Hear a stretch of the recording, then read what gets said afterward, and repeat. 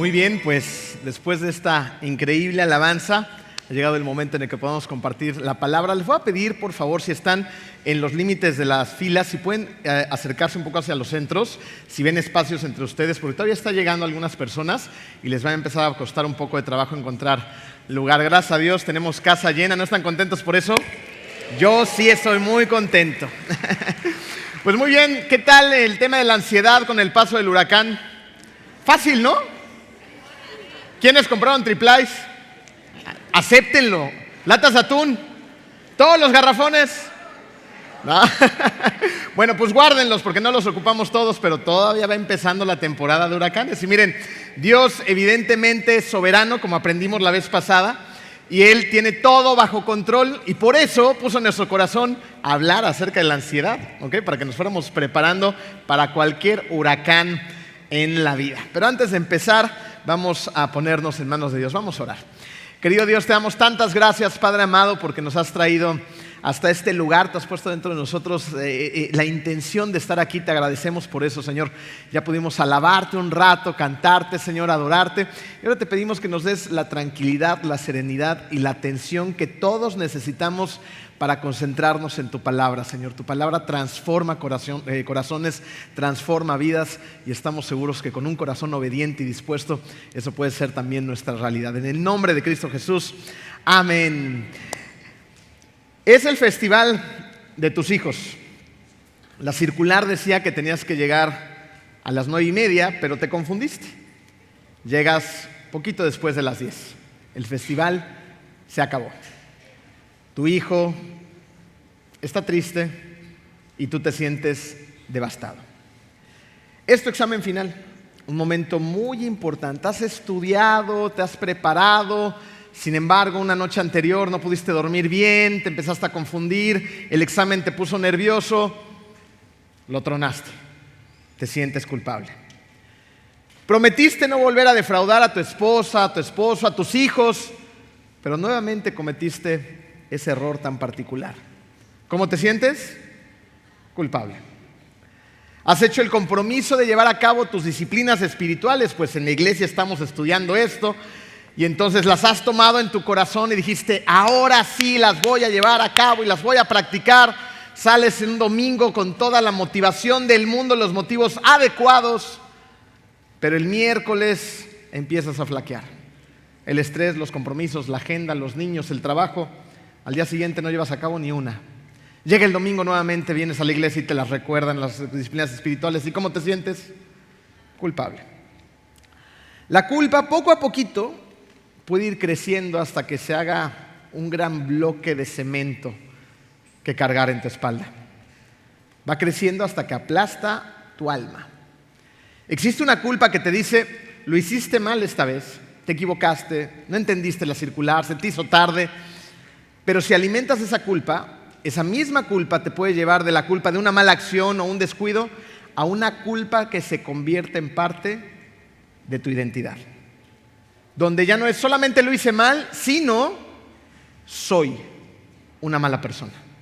Cuando no llegas solamente tarde al festival, sino ahora te empiezas a decir, es que soy un mal padre, soy una mala madre.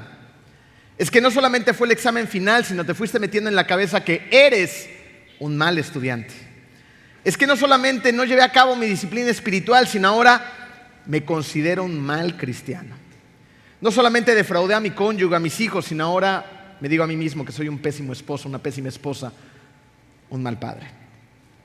Como nos podemos dar cuenta, no importa la etapa en la vida en la que te encuentres, el momento en el que estés, la edad que tengas, la culpa está ahí, amenazando la vida de cada uno de nosotros y quiere volverse parte de tu identidad.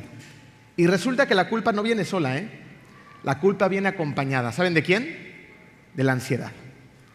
La ansiedad no solamente se va a manifestar en nuestra vida a raíz de una agenda muy apretada o a raíz de un futuro incierto, porque cuando vamos un poquito más profundo y le empezamos a escarbar, puede ser que descubramos, punto número 1 en tu programa, que una de las causas de la ansiedad pueden ser los remordimientos sin resolver. Vayamos juntos en un ejercicio de imaginación al pasado y situémonos en el jardín del Edén. Imaginemos juntos un día hermoso, como los días de aquel entonces. La creación es impecable. No tiene ni un solo error, pues es la creación de Dios. Majestuosos animales están pastando, corriendo libres por ahí, jugando entre ellos. Grandes árboles, flores que brotan del pasto. Una naturaleza que te deja con la boca abierta. Y ahí está Adán y Eva. Han disfrutado de un maravilloso amanecer, de noches estrelladas. Alcanzan a ver las constelaciones, pues no hay luz en la noche más que la luna y las propias estrellas. Todo es majestuoso. Adán y Eva se encontraban disfrutando de la creación y también, por supuesto, de su Padre Celestial. Estos dos primeros seres humanos tenían todo a su disposición.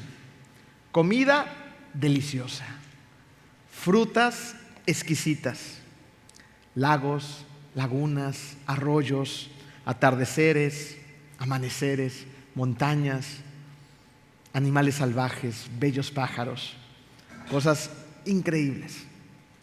Adán tenía a Eva, Eva tenía a Adán, pero lo más importante es que tenían una relación con Dios. Teniendo todo esto a su disposición, solamente una cosa se les pidió que no hicieran. Una. Lo tenían todo.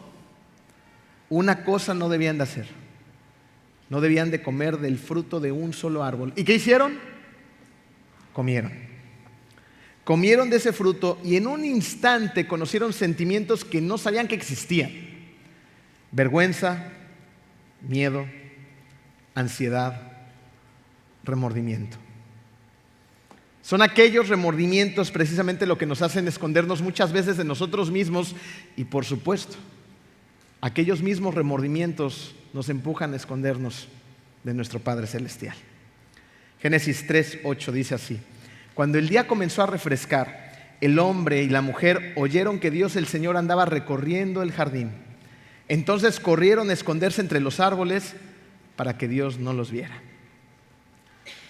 En ese momento Adán y Eva habían dicho que sí a la tentación y le dijeron que no a Dios. Cuando hicieron esto, su mundo se vino abajo y entonces se escondieron. ¿Qué debieron haber hecho Adán y Eva? Todo lo contrario. Debieron haber ido corriendo al Padre. ¿Para qué? Para pedirle perdón, para reconocer su error. Las cosas posiblemente hubieran sido muy distintas, ¿no es así? Pero no hicieron esto. No pidieron perdón, no se confesaron. En lugar de ellos, escondieron su fracaso. Y tal parece que la humanidad desde aquel entonces aprendió esta mala conducta. Aprendimos a escondernos, a ocultar nuestros fracasos. Hasta el día de hoy no lo hemos dejado de hacer. Solamente que hoy nos escondemos de maneras diferentes. Hemos dibujado nuestros pequeños arbustos detrás de los cuales nos escondemos también nosotros. ¿Cómo nos escondemos? ¿Cómo escondemos la culpa, el fracaso? A veces nos adormecemos, como lo dijimos la vez pasada. Tomamos un cigarro, lo justificamos diciendo que nos relaja, nos escondemos detrás de algún vicio, nos hipnotizamos viendo horas y horas y horas y horas la televisión, nuestros dispositivos móviles. O a veces nos escondemos detrás de cosas más potentes: alcohol, drogas, sustancias, adicciones. Pero no solamente nos escondemos ahí, también lo negamos. Aparentamos ante los demás que nosotros simplemente no nos equivocamos, somos casi perfectos. Y entonces empezamos a inventar un montón de excusas y de planes para encubrir nuestras malas decisiones. Desde otra perspectiva, otro arbusto que utilizamos es minimizar la culpa, el fracaso. Y decimos cosas como, no es que pequemos, es que simplemente me desvía un poquito. No es que pequemos, es que cometí un pequeño error. Me dejé llevar por el momento. O a veces lo enterramos. Escondemos la culpa llenando nuestra agenda de un montón de actividades. ¿Para qué? para no tener tiempo para estar con nosotros mismos y menos con el Señor. Son nuestros arbustos, los hemos dibujado a través de la historia y los vamos acoplando al momento en el que nos encontremos viviendo en este planeta. Pero todos tenemos pequeños arbustos, unos más grandes que otros. Adán y Eva se escondieron detrás de los suyos y como podemos ver, las cosas no han cambiado mucho. Resulta que si no descubrimos una forma saludable de lidiar con el fracaso, entonces tendremos que lidiar con culpas que no se han resuelto. Y esas culpas van a traer a nuestra vida ansiedad. Y la ansiedad nos va a llevar a escondernos, a huir, a negar, a fingir. Y si tú eres un ser humano común y corriente, como todos los que estamos aquí, cabemos en muchas de estas definiciones. Yo quepo ahí. Y hacer esto, hacer estas cosas, vivir escondiéndonos, huyendo, negando, fingiendo y muchas más, es desgastante, es estresante, es complicado. Nos empieza a drenar la vida del alma. Escuchemos las palabras del rey David en un salmo que muy probablemente escribió después de su aventura con Betsabé. Salmo 32, versículos 3 al 4. Mientras me negué a confesar mi pecado, mi cuerpo se consumió y gemía todo el día. Día y noche tu mano de disciplina pesaba sobre mí. Mi fuerza se evaporó como el agua al calor del verano. Mientras me negué a confesar mi pecado, mi cuerpo se consumió y gemía todo el día. ¿Te puedes dar cuenta cómo la culpa succiona la vida de nuestra alma? La succiona. Sin embargo, la gracia es una cosa muy diferente. La gracia nos restaura el alma, nos restaura la vida, nos restaura por completo. ¿Saben quién también entendió esta lección? Además de David, Pablo. El apóstol Pablo entendió muy bien esto. Y es por eso mismo que se aferró con una fuerza impresionante a la gracia. Aún que cuando Pablo tenía un pasado lleno de culpa. Aún con ese pasado lleno de culpa, él se aferró a la gracia. Recordemos que Pablo fue el responsable de la muerte de muchos cristianos, los perseguía, los arrestaba y luego derramaba su sangre. Vayamos a Hechos 8:3. Dice, y Saulo iba por todas partes con la intención de acabar con la iglesia. Iba de casa en casa y sacaba a rastras tanto a hombres como a mujeres y los metía en la cárcel. Era el terrorista de los cristianos por excelencia, los aterrorizaba. Iba a sus casas, los amedrentaba, traía guardias con él para arrastrarlos de sus casas, sin importar si eran hombres, mujeres o niños. Los sacaba de sus casas a rastras, los arrestaba, los torturaban y posteriormente, si era posible, los asesinaban. Por si fuera poco, además Pablo era un legalista. Antes de conocer a Cristo, Pablo había pasado toda su vida tratando de salvarse a sí mismo. Vayamos a Filipenses 3, versículo 4 al 6, dice así: aunque si alguien pudiera confiar en sus propios esfuerzos, ese sería yo. De hecho, si otros tienen razones para confiar en sus propios esfuerzos, yo las tengo aún más. Fui circuncidado cuando tenía 8 años de vida. Soy un ciudadano de Israel de pura cepa y miembro de la tribu de Benjamín, un verdadero hebreo como no ha habido otro. Fui miembro de los fariseos, quienes exigen la obediencia más estricta a la ley judía. Era tan fanático que perseguía con crueldad a la iglesia y en cuanto a la justicia, obedecía la ley al pie de la letra. Ese era Pablo.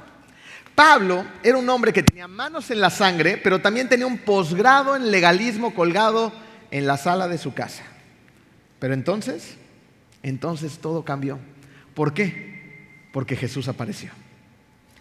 Cuando Jesús apareció en la vida de Pablo, Pablo ya no vio más sus propias buenas obras, ya no se vio a sí mismo. Ya no vio que sus creencias que él justificaba antes, se dio cuenta que eran creencias equivocadas. Y fue así como Pablo dejó de tratar de salvarse a sí mismo. Ahora con el tema del huracán, cuando todavía era una tarde soleada, muy extraño, ¿no? Decían, ahí viene, y había un solezazo increíble. Entonces decidimos ir junto con unos muy buenos amigos nuestros a la playa. Todavía era buen momento, tranquilos, no somos tan inconscientes. Y no nos metimos al mar, por supuesto. Fuimos con Manuel, con Zaira y con sus hijos, quienes son miembros de nuestra iglesia, amigos muy cercanos y también son nuestros coaches. Aquí están. Hola Manu, hola Zaira. Y estábamos caminando por ahí y me acordé de inmediato de una situación que me pasó años atrás. Resulta que cuando yo era un jovencito y era más imprudente de lo que soy ahora, me gustaba mucho buguear. El buggy es una tabla mucho más corta que una de surf. Ahí no te paras, pero sí te pones de rodillas y también vas jugando con las olas, te arrastran, te revuelcan, es muy divertido, ¿no? Entonces, en aquellos ayeres, yo tenía mi grupo de bugueadores y buscábamos las playas más intensas, donde había más oleaje y se ponían más buenas las olas, ¿no? Entonces, generalmente buscábamos días lluviosos, con viento, donde la luna estuviera ya un poquito grande para encontrar buen oleaje. Y en una de esas ocasiones, mis amigos nos dispersamos en el mar y la verdad es que yo no sabía mucho de las olas y simplemente pues, me metía con mi buggy a buscar las olas, ¿no? Y de repente una ola cayó encima de mí y otra y otra y otra. ¿Y qué creen que me pasó? Me estaba ahogando. Mi tablita salió volando, disparada, no la volví a ver y yo en ese momento empecé a luchar para tratar de salir adelante por mí mismo. Estaba tratando de patalear lo más fuerte que podía. Estaba con mis propios brazos tratando de salir adelante y tomar un poco más de aire y justo cuando lograba salir, otra ola venía encima de mí. Tomaba una bocanada y otra vez ya estaba abajo. Y lograba tomar otra y otra vez ya estaba abajo. Fueron cuestión de unos cuantos segundos tal vez en los cuales ya empecé yo a tragar un poco de agua y la desesperación empezó a ser muchísimo mayor. En ese momento ya empecé yo a agitar los brazos cada vez que tenía oportunidad de llegar a salir un poco de la superficie y esperaba que alguien me viera. Gracias a Dios así fue, había gente en la playa y había un guardavidas muy cerquita. Le empezaron a decir que alguien se estaba ahogando, que el menso de Emilio se había metido a la corriente. El guardavidas agarró, es un torpedo me parece que les llaman, una cosa roja, se lo puso al hombro y salió corriendo a toda velocidad, sin dudarlo un solo segundo ese guardavidas. Entró con una seguridad absoluta detrás de mí. Muy cerquita ya de mí me lanzó el torpedo, lo agarré con todas mis fuerzas y no lo volví a soltar. Me arrastró hacia la playa, yo salí a gatas de ahí, escupiendo arena, agua y dándole las gracias porque ese Señor ese día me salvó la vida. Fíjense lo que dice Filipenses 3:9. Pablo nuevamente nos dice lo siguiente: ya no me apoyo en mi propia justicia por medio de obedecer la ley. Más bien, llego a ser justo por medio de la fe en Cristo, pues la forma en que Dios nos hace justos delante de Él se basa en la fe. Esto es algo muy interesante y ahorita van a encontrar la conexión entre la historia que les estoy contando y esto, porque llegó un momento en que Pablo se dio cuenta que no se podía seguir apoyando en su propia justicia porque no iba a llegar a ningún lado. Si se seguía apoyando en su propia justicia, iba a terminar muerto. Ese era el destino de Pablo, la muerte eterna. Pero un día tuvo un encuentro con Jesús. Y ese día entendió que se tenía que dejar de tratar de salvar a sí mismo. En ese momento Pablo dejó de adormecer el orgullo, no negó la culpa, no la minimizó, no la enterró, simplemente se declaró culpable e insuficiente. Y dijo, necesito ayuda, porque si no voy a morir. Cuando yo estaba en el mar y tenía una ola sobre otra ola encima de mí, tuve que hacer esto. Y fíjense qué tontería, pero así somos las personas, así soy yo, hablo por mí mismo, perdón por los demás. Pero cruzó por mi mente lo siguiente, dije, y me acuerdo de esto porque lo reflexioné posteriormente, dije, pero qué ridículo voy a hacer. Si pido ayuda me van a tener que sacar de aquí porque yo no pude solo. O sea, por esa idea sembrada en mi mente y en mi corazón me pude haber muerto ese día ahí. Evidentemente después de las olas más grandes se me quitó toda la pena y la vergüenza y empecé a pedir ayuda. Pero ¿no acaso somos muy parecidos a esta situación? ¿No acaso de repente nos metemos en cada alboroto y empiezan a caer las olas encima de nosotros? ¿Y cuántas veces no nos tardamos tanto en pedir ayuda? O sea, en lugar de decir, tengo un problema, no la aguantamos y queremos salir solos por nosotros mismos. Nos queremos apoyar en nosotros mismos. Yo no me podía apoyar en mí mismo. Cuando lo traté de hacer, lo único que hice fue hundirme más. Porque resulta que mi amigo Manuel sí sabe de olas y sí sabe de mar, a eso se dedica. Y ese día que estábamos paseando por la playa antes de que llegara el dichoso huracán que nomás vino a traer mucho escándalo, me estaba explicando cómo funcionaban las corrientes. Me decía, mira, por allá te puedes meter, allá está suavecita la marea, pero aquí las olas están chocando entre ellas, ves cómo chisporrotea el agua, aquí hay una corriente, si te metes aquí te va a jalar. Y yo le decía a Manuel, le digo, bueno, ¿y si no hay un guardavidas y te jala, qué haces? Y me dijo lo siguiente, me dijo, te relajas, dejas de pelear, porque si sigues peleando, tu misma pelea, tu mismo esfuerzo va a hacer que te hundas más rápido. Te relajas y la corriente te va a sacar más mar adentro. Pero mar adentro vas a encontrar otra corriente y te va a permitir regresar a la costa sano y salvo. ¿Acaso es lo que hacemos? Seguimos luchando por nuestras propias fuerzas. No nos relajamos, no nos ponemos en las manos de Dios, no. Quiero salir adelante por mí mismo. Quiero sacar mi matrimonio adelante por mí mismo. Quiero sacar a mis hijos adelante por mí mismo. Yo siento que tengo toda la sabiduría y la verdad es que no tengo nada. Nada. Porque cuando nos consideramos inútiles, dependientes, nos convertimos en personas más humildes y aprendemos a pedir ayuda. Humildad. Una de las grandes lecciones que Jesucristo nos enseñó en el Sermón de la Montaña. De hecho, si mal no recuerdo, con esto empezamos. Grandes bienaventuranzas, el verdadero camino a la felicidad, ¿se acuerdan? Humildad. Si somos humildes, entonces reconocemos que necesitamos de un Salvador. Y entonces le entregamos nuestras culpas a Él. Pablo se dejó salvar por Jesús, se rindió a Él y disfrutó de su gracia. Te quiero que te imagines rápidamente que Pablo nos visita hoy y se va a sentar al ladito de ti. Y tú necesitas un consejo de parte de Pablo. ¿Sabes por qué? Porque te estás hundiendo. Tú le dices, Pablo, ¿qué hago? Y él te abraza y te dice, tranquilo. Se le imaginan la piel tostada, tantos kilómetros recorridos, todo amolado por tantas tranquilizas que le dieron, su espalda llena de cicatrices por los latigazos, y es un hombre entrado en años, poco pelo, canas, pero una mirada de serenidad, tranquilidad, amor, confianza, cariño. Te abraza, te voltea a ver y te dice, confía. Confía en Dios, confía en Jesucristo. Déjate salvar por Él, rinde tu vida a Él. Y entonces, alégrate en la gracia del Señor. Punto número 2 en tu programa. Solamente cuando confiamos en Dios, ponemos nuestra vida en Él, es entonces cuando nos podemos alegrar en su gracia. Nos alegramos en su gracia y es entonces cuando abandonamos cualquier intento por salvarnos a nosotros mismos. Salimos de los arbustos. Decimos, ya, a la goma los arbustos. Aquí estoy, Señor. Sí, yo me declaro culpable, yo fui. Yo soy el que hice eso y esto, y mis pensamientos son así, así, y las motivaciones de mi corazón son una porquería. Lo confieso, lo reconozco y necesito de tu ayuda. Y no nada más sales de los arbustos, ya. Los pisoteas para que no crezcan más. Te entregas por completo a Dios.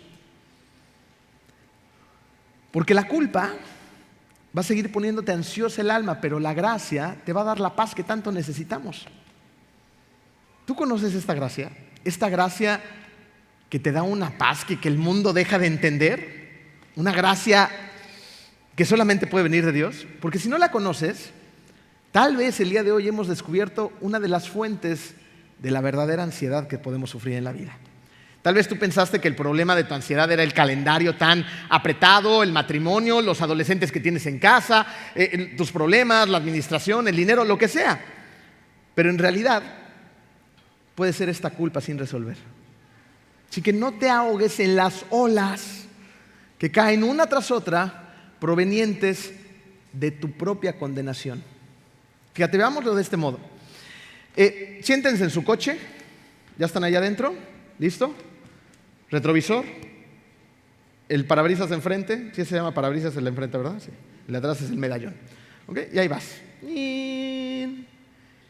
Pero de repente te empiezas a concentrar demasiado en el retrovisor. Es chiquito. Y el parabrisas es grandote. El retrovisor, ¿qué te permite ver? El pasado, lo que está quedando atrás. Pero el parabrisas de enfrente, que es mucho más grande, te permite ver ¿qué? El frente, el futuro, lo que está enfrente de ti. ¿Cuál es nuestro problema? Que estamos muy concentrados en el retrovisor y nos la pasamos viendo hacia allá atrás, hacia el pasado. Y por supuesto que es importante voltear a ver el pasado, porque del pasado provenimos. Debido a las acciones del pasado, las cosas que yo hice, que no hice, que dije, lo que haya sucedido en el pasado, hoy estoy aquí. Pero la pregunta es, ¿dónde quiero estar mañana? El pasado me trajo hasta aquí, bueno o malo como haya sido. Pero si yo me la vivo viendo hacia atrás, regresemos al coche. ¿Qué va a pasar si solamente ves el retrovisor? ¿Qué crees que te va a pasar? ¿Te vas a qué? Pues te vas a estrellar, es cuestión de tiempo. Y así somos muchas veces tú y yo. Nos la pasamos viendo el pasado y la culpa del pasado y entonces no podemos ver hacia el frente y deja el pasado de ser un pasado de retroalimentación para convertirse en una prisión para nosotros. Y el pasado no debe de ser así. Somos el resultado de nuestro pasado, pero no tenemos por qué ser prisioneros de nuestro pasado. Dios utilizó a David a pesar de lo que hizo con Betsabé. ¿No es así? Hizo grandes cosas a través de David. Dios utilizó a Pablo a pesar de que fue un terrorista de cristianos. Dios utilizó a José a pesar de que era un jovencito engreído. Dios utilizó a grandes personajes de la Biblia cuando antes eran enormes pecadores y debido a la gracia de Dios en sus vidas, a su perdón, a su misericordia, a todo lo que Él es, fueron restaurados y su vida fue totalmente convertida para hacer cosas gigantescas en este mundo. Fíjense lo que dice el Salmo 32:1. Feliz el hombre a quien sus culpas y pecados le han sido perdonados. Un hombre que siente que sus culpas y pecados han sido perdonados por medio de Dios es un hombre que está feliz. Recuerda esto, la gracia de Dios es muchísimo más grande que tus pecados. Si tú realmente pones tu corazón y tu confianza en Él, Él te va a perdonar y Él va a escribir un nuevo capítulo en tu vida. Él no se queda atrás, Él va hacia adelante. Y si no, preguntémosle a Pablo. Vamos a Filipenses 3:13-14. Dice: hermanos, no pienso que yo mismo lo haya logrado ya. Más bien una cosa hago, olvidando lo que queda atrás y esforzándome por alcanzar lo que está delante. Sigo avanzando hacia la meta para ganar el premio que Dios ofrece mediante su llamamiento celestial en Cristo Jesús. ¿No te gustaría gozar de esa confianza? A mí sí. ¿Qué necesitamos hacer? Si necesitamos hacer algo, necesitamos confiar en el Señor. Tenemos, mi esposa y yo, déjenme cambiar este micro porque... 1, 2, ahí está, ya dejó de funcionar. Tenemos unos amigos en común muy maravillosos que son miembros de esta iglesia. Son 2 matrimonios con los que de vez en cuando salimos a cenar. Y ellos son unos caballeros. Hay veces en los que llega la cuenta, no sé si les ha pasado, pero llega la cuenta a la mesa y entre los hombres de la mesa de repente empiezan a pelearse la cuenta. No, yo la pago, yo la pago, yo la pago. ¿Les ha pasado? Bueno, pues ellos 2 son distintos y me han dado grandes lecciones acerca de la verdadera caballerosidad. Y entonces no permiten ni siquiera que la cuenta llegue a la mesa. Cuando se pide la cuenta, llega el mesero y dice: la cuenta ya está pagada. Qué hermoso es que llega una cuenta a tu vida y te digan: esta cuenta ya ha sido pagada, no debes nada. Entre los 2 matrimonios, ellos se arreglan para hacer esto. Nos hemos dado la estrategia de también tener que recurrir a esta estrategia, porque si no, nunca nos dejan pagar. Y gozamos de esos privilegios. ¿Te gusta que te paguen la cuenta? Sean honestos. Ahí es cuando dices: ¡chin! Hubiera pedido postre, ¿no? Ya aprendimos la lección, ahora ya pedimos postre, ¿no es cierto? Pero es maravilloso, ¿no? Cuando llega la cuenta de lo que sea en la vida y la cuenta ha sido pagada. Y miren, lo que es un hecho es que, y esto es muy importante, Ojo para los que lleguen a estar aquí o los que nos estén viendo de algún lugar y todavía estén batallando, ¿no?, con sus creencias. Digan, no, es que Dios se me hace que no existe, o a lo mejor hay otro camino para llegar a Él y no necesariamente es Jesús. Bueno, bla, bla, bla, todo eso, ¿no? Pero ojo, porque sin importar si creas o no, o sea, esto no importa si tú dices, es que yo no creía, entonces no aplica para mí, no. Creas o no, todos nosotros vamos a estar sentados ante el juicio de Dios un día. Creas o no. Y en ese juicio va a ser muy interesante. En ese juicio se van a revelar todas tus acciones, todas tus palabras, todos tus pensamientos, incluso los motivos de tu corazón. Y yo no sé tú, pero a mí nada más de pensarlo ya me puse ansioso. Porque ahí es clarito, es una radiografía de lo que en serio soy. Ahí no puedo fingir, no hay ningún arbusto, no hay donde me esconda, no, es una radiografía clarita, no radiografía, es una resonancia magnética de altísimo nivel. Se va a revelar todo. Y en ese juicio, si alguien no ha pagado la deuda por ti, aguas. Aguas. Porque el infierno sí existe. Sin embargo, es nuestra esperanza que nosotros hayamos aceptado la invitación del que ya pagó nuestra deuda. Y que en ese juicio tú tengas a un abogado defensor. Y ahí esté Jesús. No va a estar perdido ahí entre la gente y los ángeles y todo lo demás. No. Jesús a tu lado. Y cuando empiecen a decirte, y tú, y tú simplemente puedas sentir la mirada amable, amorosa, protectora de tu abogado, hagas ese contacto visual con él y él te diga, tranquilo, yo ya pagué. Voltea a ver al jurado, al juez y diga, este viene conmigo.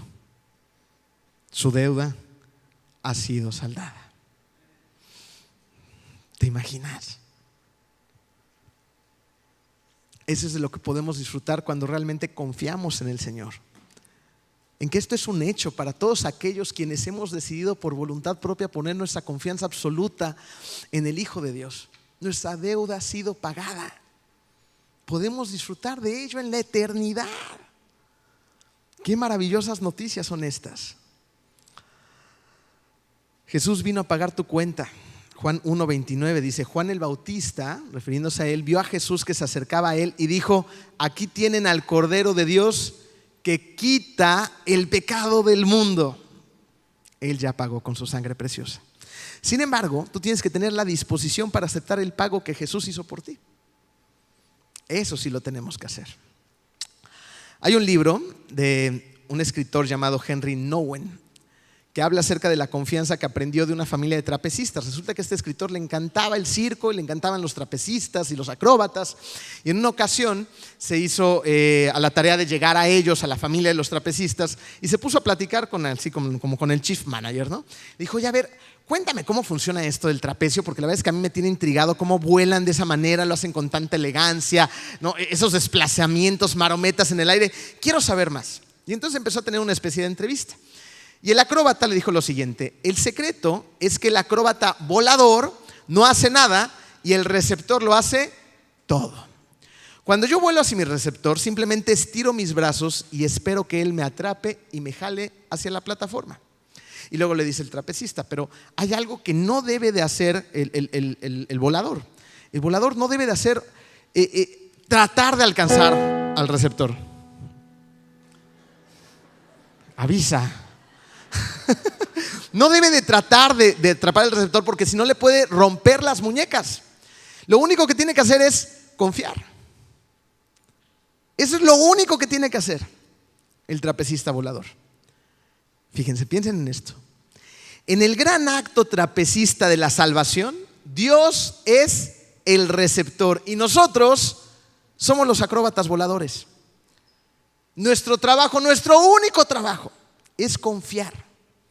Confiamos en que Dios nos va a atrapar Y al confiar, sucede algo maravilloso. Volamos.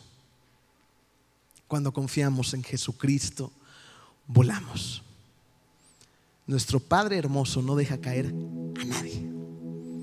Nuestro Padre cuida de sus hijos. Y Él tiene un brazo poderoso, un brazo firme.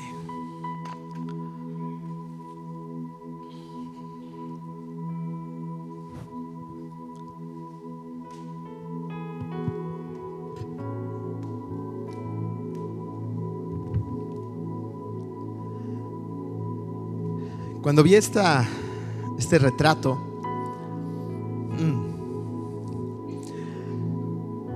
mi corazoncito sintió varias cosas.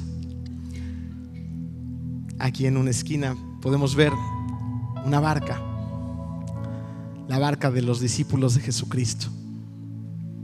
La historia bíblica dice que ahí estaba Pedro. Pedro estaba en esa barca porque ya había confiado en Jesucristo.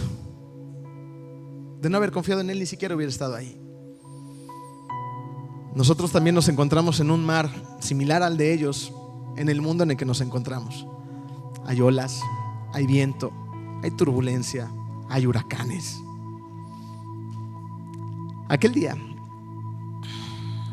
Jesús le pidió a Pedro un acto de mayor confianza y le dijo: ven y camina sobre el agua. ¿Y qué hizo Pedro? Confió. Y ese día se bajó de esa barca, en ese mar con movimiento y viento y todo lo que conlleva, y empezó a caminar sobre el agua. Mientras él estaba concentrado viendo los ojos de Jesucristo, él pudo dar un paso más y un paso más y un paso más. No se la creía, por supuesto. Estoy caminando en el agua. Y el rostro de Jesucristo ahí estaba enfrente de él, dándole toda la confianza que Pedro necesitaba. Pero en un instante, en un momentito, Pedro dejó de ver a Jesucristo. Pedro se enfocó más en sus problemas, en la tormenta, en el viento, en las circunstancias. Y lo que sucedió es que Pedro se hundió.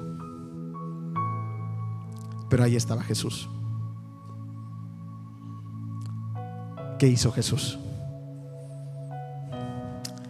Estiró su poderosa mano, lo agarró con fuerza y lo sacó del agua. Ese es nuestro Padre amado. Es un Padre que no nos deja hundirnos. Es un Padre que está presente en tu vida. Es un Padre que te ama, que nunca te abandona, que te acompaña a cualquier lugar en donde estés. Lo único que tienes que hacer es confiar. Pon tu vida en las manos de Jesucristo. Entrégale tu vida al Rey del universo. Yo no puedo, pero Él sí puede.